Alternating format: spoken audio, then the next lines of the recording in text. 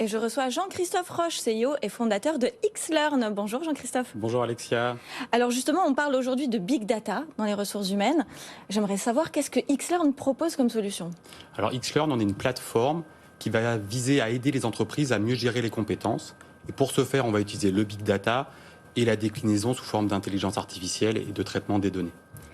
Ok, alors déjà, il y a beaucoup de termes techniques. Ça me paraît très clair, mais j'aimerais qu'on décortique un petit peu les choses. Comment concrètement, demain, un RH qui va acheter votre solution va se retrouver face à quels outils? Comment est-ce qu'il va adapter ça dans son entreprise? Comment ça se passe? C'est une très bonne question. Il n'y a pas de réponse simple et triviale. Chaque RH va avoir des problématiques différentes. Et donc, nous, toute notre force, c'est d'avoir une approche modulaire pour pouvoir répondre en fonction de ses priorités. Et donc, concrètement, comment ça marche, qui était probablement le sens de la question. Nous, on va avoir la capacité déjà d'analyser les données qui sont issues des SIRH existants. Maintenant, les entreprises... Donc c'est un prérequis. Il faut d'abord que l'entreprise ait un système d'information... Non, ce n'est pas un prérequis, parce que nous, on aura également des modules complémentaires pour les briques qui leur manquent. Mais historiquement, c'est vrai que les entreprises ont déjà souvent au moins un premier source d'information qui est le SI-Pay. Les gens sont généralement payés à la fin du mois. Oui, en général, on a au moins ça. Exactement. Donc nous, on va exploiter ces données-là pour pouvoir générer des cartographies des compétences, pour pouvoir simplifier les processus de mobilité, pour pouvoir rendre plus efficaces les processus d'entretien ou la construction du plan de formation. Et d'un point de vue technique, comment ça marche? On utilise ce qu'on appelle le Natural Language Processing, donc c'est une branche de l'intelligence artificielle qui vise à faciliter la compréhension syntaxique comme un être humain. C'est ce que vous voyez dans Google quand il commence à vous proposer du texte, quand vous commencez à taper un mail. C'est la même branche de l'intelligence artificielle. Donc on va utiliser cette branche-là pour extraire les compétences des données que vous nous avez communiquées. Et de l'autre côté, on va utiliser des algorithmes de matching qu'on va pouvoir trouver, qu'on utilise pour trouver l'amour de sa vie sur Mythique ou sur d'autres plateformes, pour matcher finalement ces profils-là avec soit les compétences de l'organisation pour qu'on fasse une cartographie, soit les futurs projets de mobilité en interne, soit les formations qui vont être disponibles. C'est ça notre cœur de métier, c'est de travailler sur la compétence. Xlearn existe depuis combien de temps? Ça fait 4 ans que j'ai lancé Xlearn. Et vous êtes parti de quel constat pour créer cette société? Alors, initialement, moi j'avais travaillé une petite quinzaine d'années sur toutes les problématiques d'organisation et de réorganisation dans les entreprises. Et là, on connaît bien les modèles qui marchent. Je sais que dans une direction des systèmes d'information, l'organisation idéale, elle est comme ça. Par contre, ce qui va faire la réussite d'une organisation, c'est les collaborateurs et leurs compétences. Et là, on n'avait rien. On n'a pas de métrique. Et donc, allez, 3 fois sur 4, ça ne va pas si bien se passer que ça, voire pas du tout se passer bien. Et du coup, je vais avoir besoin de plus d'informations sur les collaborateurs. Et c'est pour ça que j'ai créé Xlearn. Alors, moi, je suis ingénieur de formation, je venais pas de la RH. Donc, forcément, je me suis dit, s'il y a une solution, elle vient d'une plateforme et d'une solution technologique. Mais ça, c'est parce que j'étais orienté. Alors, d'après vous, comment va évoluer le Big Data avec la GPEC, la gestion prévisionnelle des emplois et des compétences?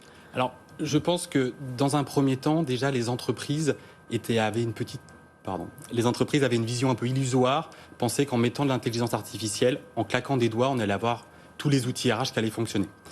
On pensait un peu pareil. Quand on a déployé, on a vu assez vite que ce n'était pas exactement le cas et qu'il fallait qu'on travaille brique par brique pour accompagner les entreprises.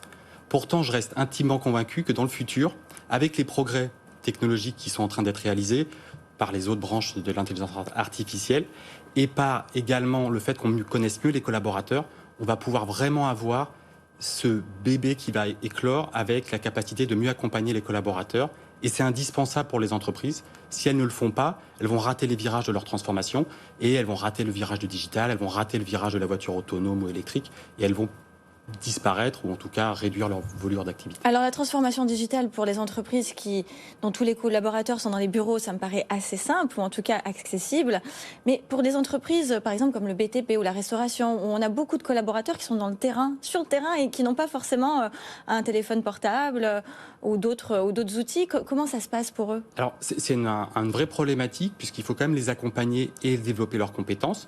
Notamment, on le voit dans la restauration où à l'heure actuelle, on a un vrai problème de rétention des collaborateurs. Donc je pense qu'un des leviers forts, c'est la formation. On peut utiliser déjà les téléphones portables. On va pouvoir également utiliser les plateformes en interne. On connaît les collaborateurs au niveau de la DRH et après utiliser la donnée pour mieux les accompagner dans leur développement personnel. et pour, par exemple, leur proposer une montée en compétences. Vous êtes dans la restauration, vous pouvez devenir manager de magasin, puis après manager de magasin, et on va analyser ces compétences-là pour vous accompagner. C'est toujours le manager qui identifie les compétences de ses équipes, ou est-ce que le collaborateur a aussi une autonomie pour faire savoir ses compétences? C'est une très bonne question, et là, ça va dépendre de la culture de l'entreprise. Ça va dépendre de là où on veut aller. Est-ce que je veux pouvoir avoir un nuage de compétences le plus grand possible, ou je veux me concentrer sur quelques compétences que je souhaite suivre? Il n'y a pas la réponse idéale. Je pense que c'est toujours bien de se focaliser sur un nombre de compétences limite au démarrage, tout en laissant la possibilité aux collaborateurs de les ajouter. On a une possibilité de créer des postes quand justement la culture de l'entreprise permet au collaborateur d'identifier lui-même ses compétences.